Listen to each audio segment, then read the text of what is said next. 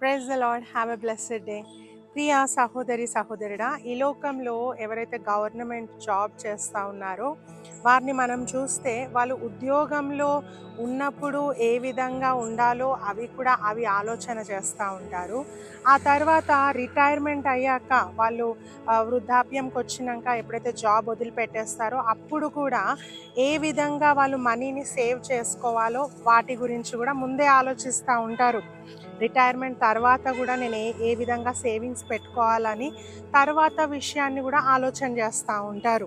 ఉద్యోగంలో ఉన్నప్పుడే ఆలోచన చేస్తూ ఉంటారు.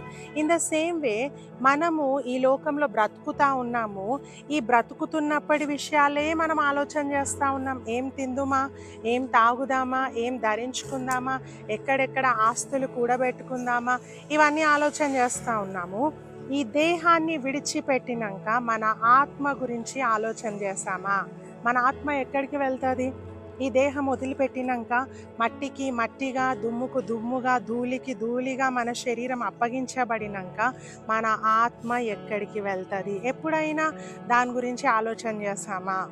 ఆలోచన చేయాలి. వాక్యం చెప్తా ఉంది, హెబ్రీలకు రాసిన పత్రిక 9:27, మనుషులు ఒక్కసారే మృతి పొందవలెనని నియమింపబడెను, ఆ తరువాత తీర్పు జరుగును. హల్లెలూయా. ఒకే ఒక్కసారి మనం మరణిస్తామంట. ఒకే ఒక్కసారి మనం జన్మిస్తాము.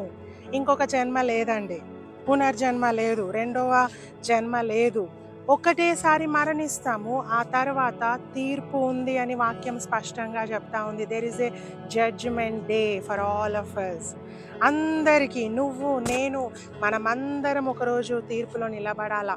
ఈ భూమి మీద చేసిన మంచి పనికి చెడ్డ పనికి దేవునికి ఉత్తరం ఇవ్వాలా, అకౌంట్ చెప్పాలా, లెక్క అప్పగించాలా.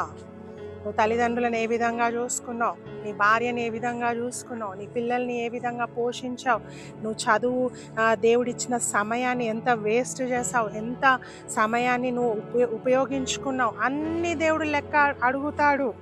నువ్వు రహస్యంగా ఎక్కడెక్కడ ఉన్నావు, ఏ పరిస్థితిలో ఉన్నావు, ఎవరితో ఉన్నావు, అన్ని దేవుడు లెక్క అడుగుతాడు. జవాబు ఉందా నీ దగ్గర?